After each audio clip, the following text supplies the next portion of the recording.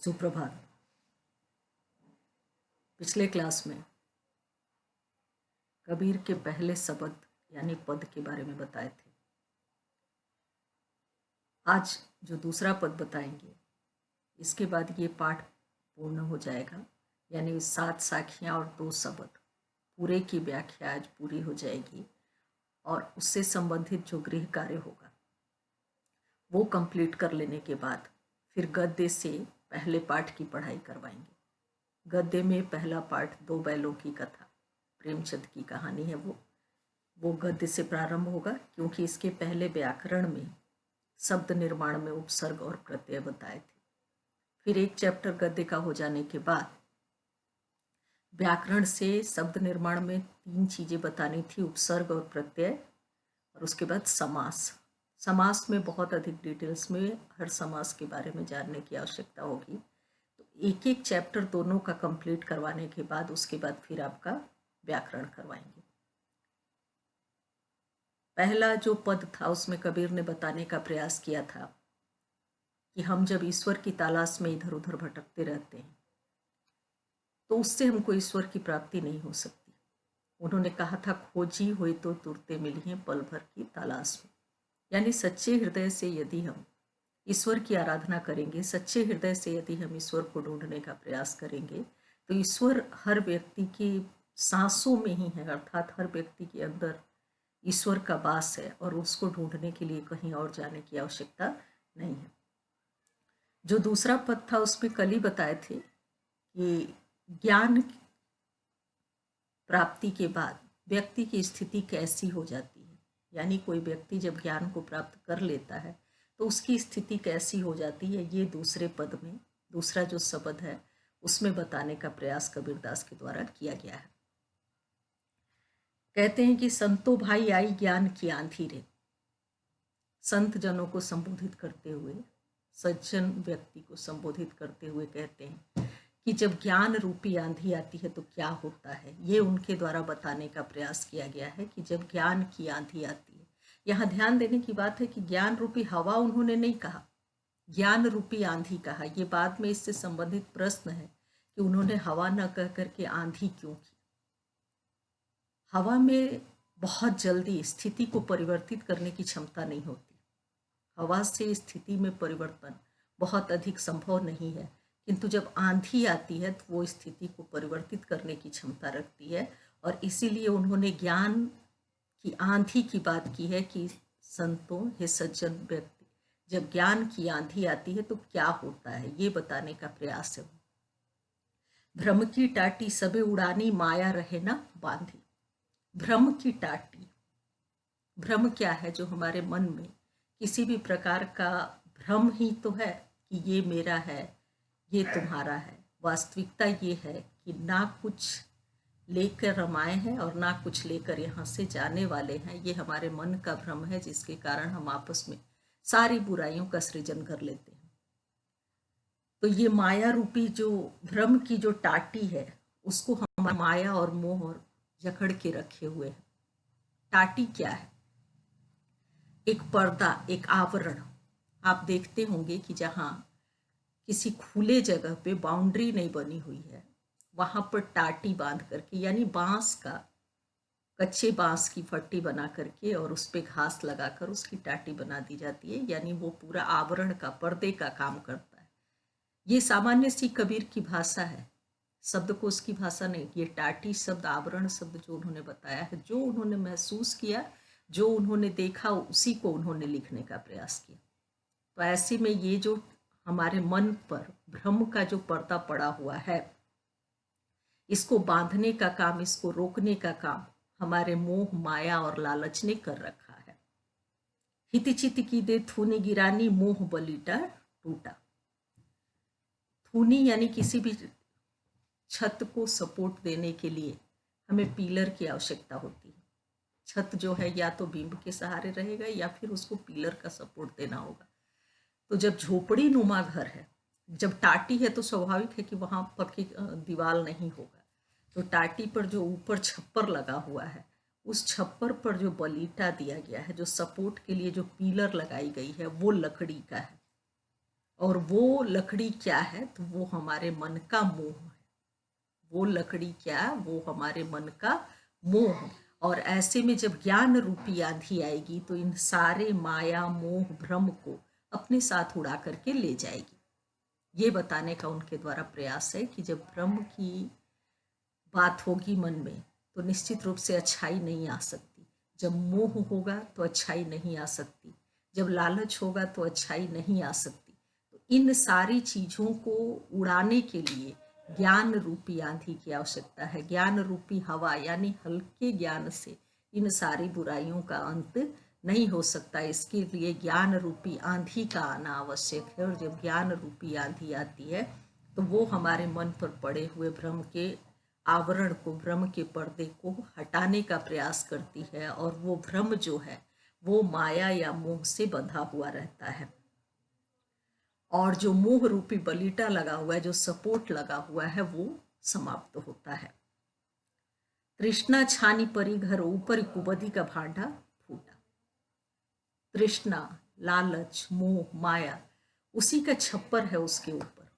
और जब वो उड़ जाता है यानी मन में जब सारी बुराइयां समाप्त होने लगती हैं तो मन के अंदर जो कुबुद्धि रूपी, बुद्धि में यहाँ को उपसर्ग है, जो कुबुद्धि रूपी भांडा हम लोगों ने भर करके रखा हुआ है, यानी हमारे मन की जो कुबुद्धि है वो समाप्त होती है। क्योंकि सारी बुराइयों का जो छप्पर है, भ्रम का जो आवरण है, पर्दा है, मोह का जो बलीटा है यानी जो पिलर या जो सपोर्ट है, वो सब कुछ जब उड़ जाएगा, सारी बुराइयां जब समाप्त हो जाएंगी ज्ञान की आंधी से, तो मन के अंदर जो कुबुद्धि है, बुद्धि की तो आवश्यकता है, लेकिन कुबुद्धि जो है वो कुबुद्धि किसी भी रूप में परिवर्तित होकर के जब वो समाप्त होगी तो निश्चित रूप से हमारा मन जो है वो स्वच्छ होगा। जोग जुगति करी संति बांधी निरची चुए ना पानी।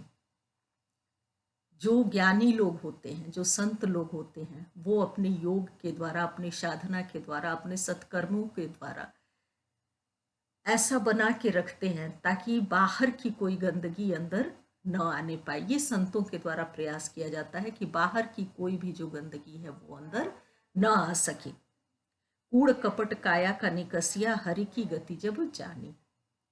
जब ज्ञान रूपी आंधी आती है और इस प्रकार का वातावरण बनता है कि अंदर की सारी बुराइयां समाप्त हो जाती हैं, जब अंदर का पूरा कूड़ा साफ हो जाता है, वो कूड़ा साफ कैसे होगा? केवल और केवल ज्ञान की आंधी से ही वो कूड़ा साफ होने वाला है। आंधी पीछे जो जल बूटा प्रेम हरिजन भीना। और ऐसी आंधी की समाप्ति के पश्चात जो बारिश होती है, उस बारिश से प्रेम रूपी जल बरसता है। और निश्चित रूप से व्यक्ति के अंदर की कुबुद्धि जब समाप्त हो जाएगी तो उसके अंदर केवल और केवल प्रेम की अभिव्यक्ति बच जाएगी। और ये प्रेम के जल में भीग करके मनुष्य जब प्रेम में शराबोर हो जाएगा तो फिर उससे और किसी चीज की कहीं कोई चाह नहीं रह जाएगी। ठीक उसी प्रकार जैसे अंतिम लाइन में कहते हैं कबीर की, कहे कबीर भान के प्रगटे उदति भय तब खीना।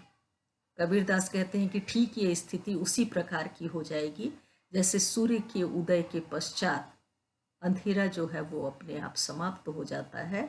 यही स्थिति मन में जब प्रेम का ज्ञान आ जाता है, या मन का जब सारा जो भी आपकी बुराई है वो समाप्त हो जाए, तो उसके बाद वही स्थिति हो जाती है जो ठीक सूर्योदय के बाद अंधेरा को छंटने की स्थिति होती है। फिर से एक बार सुन लीजिए कि कबीर दास के अनुसार वो आह्वान करते हैं कि जब ज्ञान रूपी आंधी आती है तो व्यक्ति के अंदर की सारी बुराइयों को उड़ा के ले जाती है। क्योंकि व्यक्ति का मन जो है उस पर जो आवरण है वो भ्रम का आवरण है, उस पे जो बलीटा लगा हुआ है वो मोह का है, उसका जो छप्पर है वो हमारी तृष्णा है, लालच है। और इन सारे के बीच में हमारी बुद्धि जिसको कि हमने भर के रखा है वो कुबुद्धि के रूप में। तो उसके लिए ज्ञान की ही आवश्यकता है। ज्ञान रूपी आंधी का उन्होंने अभिप्राय बताया है। ज्ञान रूपी आंधी यानी कि जब आपके अंदर ज्ञान के पूरी तरह से अभिव्यक्ति हो जाएगी, तो उसके बाद यानी आंधी के जाने के बाद जो बारिश होती है, ठीक उसी प्रकार जब आपके अंदर की सारी बुराई, सारा कूड़ा, सारा जो छल प्रपंच माया मोह वो समाप्त हो जाएगा, तो उसके बाद जो बारिश होगी वो प्रेम की बारिश होगी और उसमें मनुष्य पूरी तरह से सराबोर हो जाएगा। वो सराबोर पानी से नहीं बल्कि प्रेम से, और ऐसे में ठीक वही स्थिति हो जाएगी जैसे कि सूर्य के उदय होने के साथ ही अंधेरा पूरी तरह से छट जाता है। अब इसमें प्रश्न हो सकता है, आपके चैप्टर में है उसको देखिएगा, कि आंधी ही उन्होंने क्यों कहा, तो वहाँ वही बात आपकी आएगी, उसका उत्तर वही हो जाएगा कि सामान्य हवा में परिवर्तन संभव नहीं होता, किंतु आंधी स्थिति को परिवर्तित करने की क्षमता रखती है, और इसीलिए उन्होंने ज्ञान की आंधी का यहाँ चर्चा किया। अब आंधी के बाद जो जल मिला वो कैसे सार्थक हुआ। आंधी के आने के बाद जितना भी कूड़ा था, जितनी भी गंदगी थी, जितनी भी बुराई थी, वो सारी जब समाप्त हो गई, उसके बाद उस जो बारिश हुई वो प्रेम की बारिश थी। इस तरह से जो प्रश्न देंगे उसका उत्तर उसी से संबंधित होगा, और उन प्रश्नों को आप लिखने का प्रयास कीजिएगा। पिछले लगभग 4 या 5 दिन से अधिक हो गया कबीर वाले पाठ को बता रहे हैं।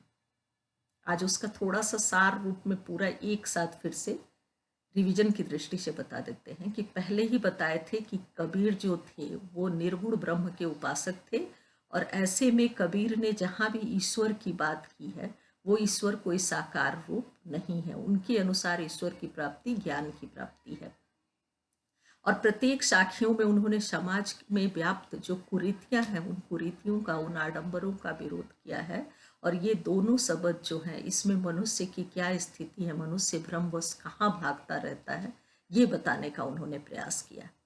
पहले दिन बताए थे जीवन परिचय से आपको प्रश्न बनाना था, उसके बाद साखियों से पूरी जो 7 साखियां हैं उसका आप अर्थ लिखने का प्रयास करेंगे। अगर नहीं हो पाता है कुछ तो वो पूछ लेंगे, लेकिन जहाँ आपको असुविधा होती है फिर आप उस वीडियो को भी देख सकते हैं, या अगर कुछ लगता है कि ये बिल्कुल समझ में नहीं आ रहा है तो उसको आप पूछ सकते हैं और उन साखियों का अर्थ लिखने का प्रयास कीजिए। इन दोनों ही शब्द की व्याख्या ये रिवीजन में रहेगा। आज का जो गृह कार्य होगा उसमें दोनों जो शब्द हैं इनकी पूरी व्याख्या आप लिखेंगे, और व्याख्या लिखने के बाद उससे आप 10 एक शब्द से या एक पद से 5 करके ऐसे 10 प्रश्न बनाएंगे।